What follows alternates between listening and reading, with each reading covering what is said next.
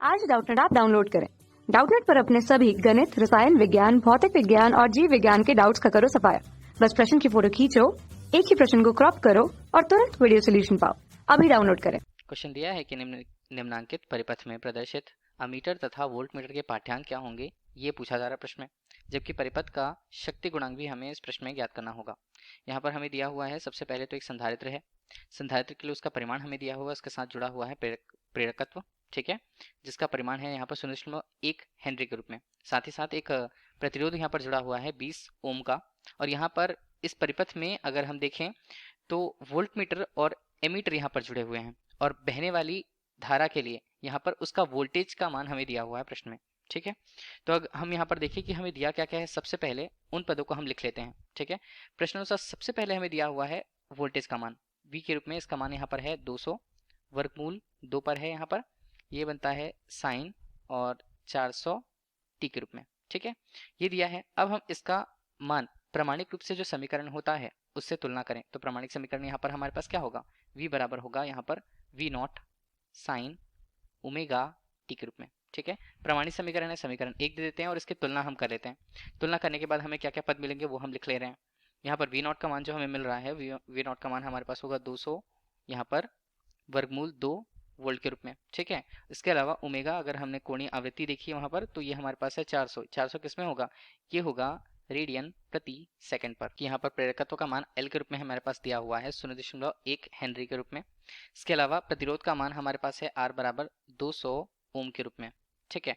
अब यहाँ पर हमें संधारित्र के लिए उसकी धारिता का मान C के रूप में दिया हुआ है 62.5, ये होता है माइक्रो फैरड पर। तो इसे क्या लिखा जा सकता है, C बराबर हम इसे लिख सकते हैं 62.5 गुणा 10 की घात यहाँ पर होता है माइक्रो फैरड को 10 की घात ऋण 6 हम लिखेंगे और ये फैरड के रूप में होगा, ठीक है। यहाँ पर इतना तो हमें C का मान मिल रूप से। यहाँ प्रेरकत्व का अगर हम देखें, प्रेरकत्व के लिए उसकी प्रतिरोध को देखें तो उसे हम लिखते हैं यहाँ पर XL के रूप में, ठीक है। इसका सूत्र क्या होता है, इसका सूत्र होता है ओमेगा L के रूप में। अब इनका मान हम रख देंगे, ओमेगा का मान हमारे पास है 400 और L का मान मतलब प्रेरकत्व का मान हमारे पास 0.1 हेनरी के रूप में। इसे अगर हमने हल किया तो XL का मान हमारे पास आ रहा है हल करने के बाद 40 ओम के रूप में, ठीक है। ये प्रतिरोध को बता रहा है प्रेरकत्व के कारण। इसी तरह जो धारिता है, ठीक है, तो संधारित्र की धारिता के कारण उसका जो प्रतिरोध होगा उसे XC के रूप में प्रदर्शित करेंगे। मान कितना होगा, 1 बटे ये होगा ओमेगा C के रूप में। तो यहाँ पर हम देखते हैं एक यहाँ पर है बटे हम देखें तो ये 400, ओमेगा का मान हमने लिख लिया। C का मान हम देखें तो वो कितना है, ये है यहाँ पर 62.5 गुणा हमने किया 10 की घात ऋण 6 से, ठीक है। इसे XC के मान के रूप में अगर हम लिखें तो हल करने के बाद इसका मान हमारे पास भी आता है 40 ओम के रूप में, ठीक है। XL XC का मान हमें मिल गया। अब तीनों हमारे पास हैं कि हमारे पास यहाँ पर संधारित्र है, प्रेरकत्व है और साथ ही साथ प्रतिरोध है। तो तीनों के कारण जो परिपथ की कुल प्रतिबाधा होगी उसे हम प्रदर्शित करेंगे Z से, ठीक है। इसका सूत्र क्या होगा, इसका सूत्र यहाँ पर होगा वर्गमूल के अंदर R का स्क्वायर यहाँ पर बनता है, ये हमारे पास होगा XL ऋण XC के रूप में और इसका होगा यहाँ पर स्क्वायर, ठीक है। तो Z का मान हम यहाँ पर लिख रहे हैं। तो यहाँ पर मानों को हम लिखें तो R प्रतिरोध का मान हमारे पास 20 ओम के रूप में है, इसका हम कर देते हैं स्क्वायर। XC का मान हम देखें तो वो 40 और यहाँ पर XL का मान भी 40 है, तो दोनों के मान बराबर होंगे तो ये मान 0 हो जाएगा।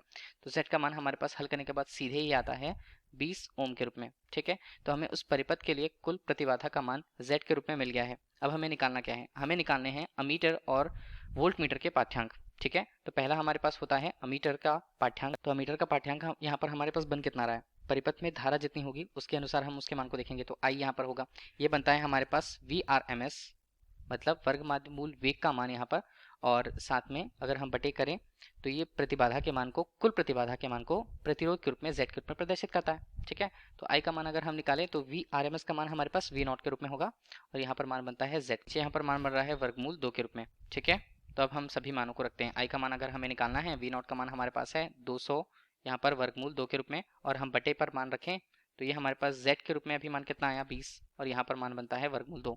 वर्गमूल 2 के मान कटेंगे और I का मान इस तरह से हमारे पास कितना आता है, हल करने के बाद ये आता है हमारे लिए 10 एम्पियर के रूप में, ठीक है।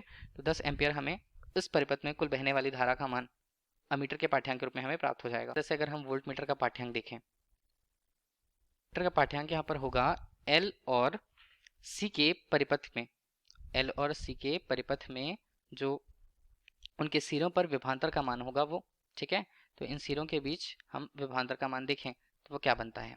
विभवांतर को अगर हम लिखें तो ये VL ऋण VC के रूप में मिलेगा और इसका मान होगा यहाँ पर बहने वाली धारा I कुल रूप से, और ये मान बनता है XL ऋण XC के यहाँ पर अंतर के बराबर। ठीक है, तो हम यहाँ पर I का मान देखें तो XL का मान हमारे पास 40 है और XC का मान भी हमारे पास 40 है।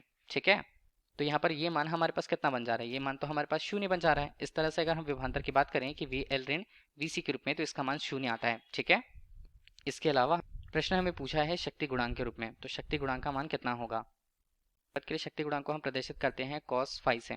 ठीक है, cos फाई का मान यहाँ पर होता है प्रतिरोध R के मान और प्रतिबाधा के यहाँ पर कुल प्रतिरोध के मान के अनुपात के बराबर। ठीक है, तो हम इसे cos फाई के रूप में अगर प्रस्तुत करें, R का मान हमारे पास 20 है और Z का मान भी हमने 20 ही निकाल करके रखा हुआ है। ठीक है, तो यहाँ पर cos फाई का मान हमारे पास कितना आता है, 1 आता है। मतलब इस परिपत्ति गुणांक का मान हमारे पास कितना आएगा, cos फाई के रूप में 1 आता है उसका मान, और यही हमसे प्रश्न में पूछा गया था। धन्यवाद।